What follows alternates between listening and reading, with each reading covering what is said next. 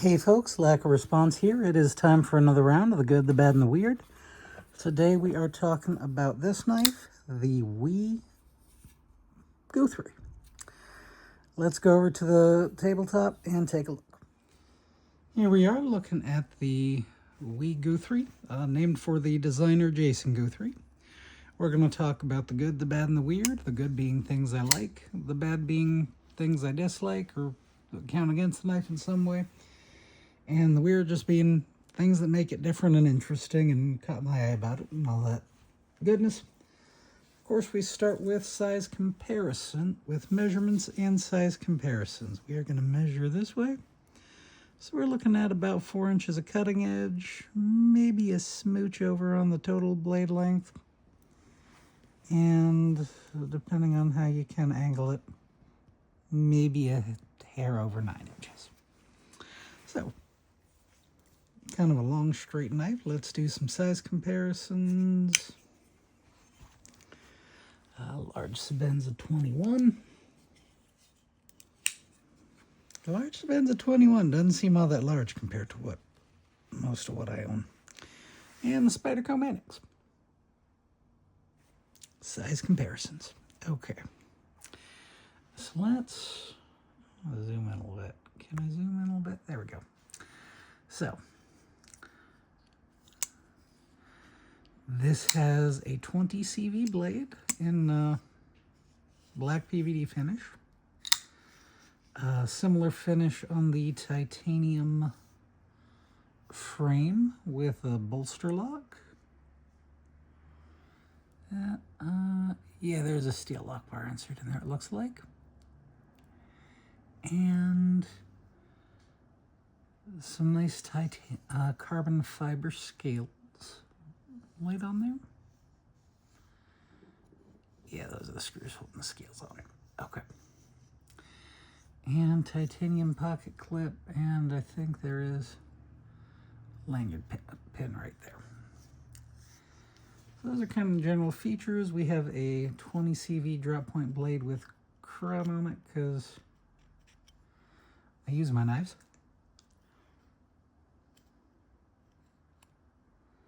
There we go. Yeah, schmutz on it. That happens. So, the good. I like the ergonomics on it. That was actually something that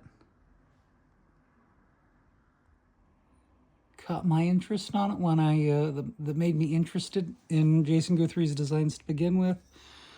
Was the handle ergonomics. I was curious about kind of a narrow handle with that little beak on the end.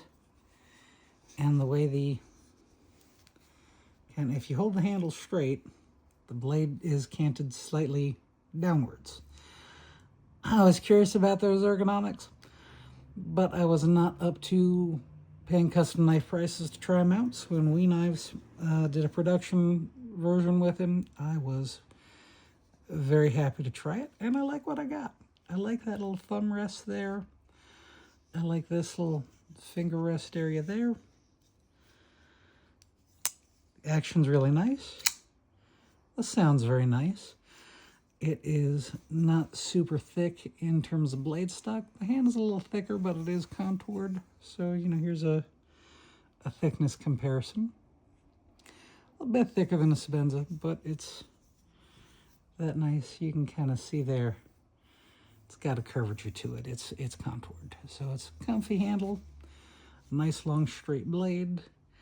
A little more than just being a boring, straight, completely,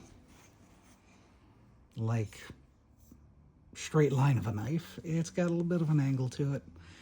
And I feel like that makes it all better at being a nice cutting tool.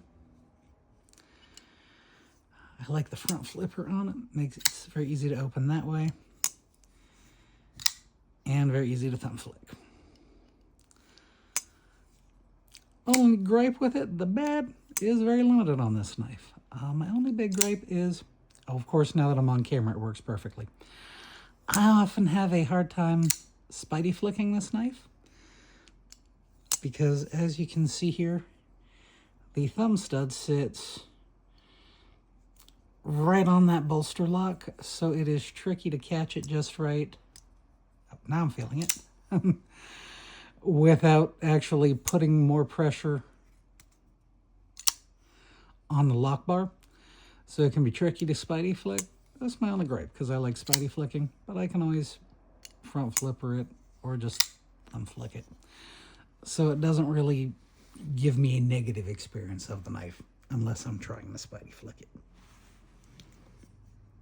The weird, this one came in 3 colorways. I got the all black because that's just what I was in the mood for at the time. It doesn't say the blade steel on it. Like, that struck me as weird, unless it's got some very tiny print in there that I just cannot see. Do we have tiny print that we can't see?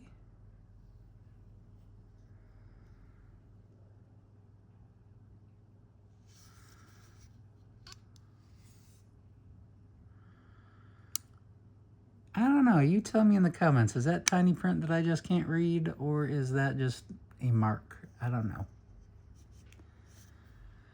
You tell me. The finish is held up well to all kinds of use, so that's very good. The weird. It's got a bunch of speed holes in the handle. I know that's just Jason Guthrie's style on a lot of his custom models. I don't feel like they add texture or grip, really. Like a little ocarina. Can you blow into it and make noise? Nope, it is not an ocarina. So the weird, it looks like an ocarina, but it doesn't work like one. And there you have it in my brief run of good, bad, and weird on the Guthrie. Thank you so much for tuning in. Please like and subscribe. Tell me what you think in the comments.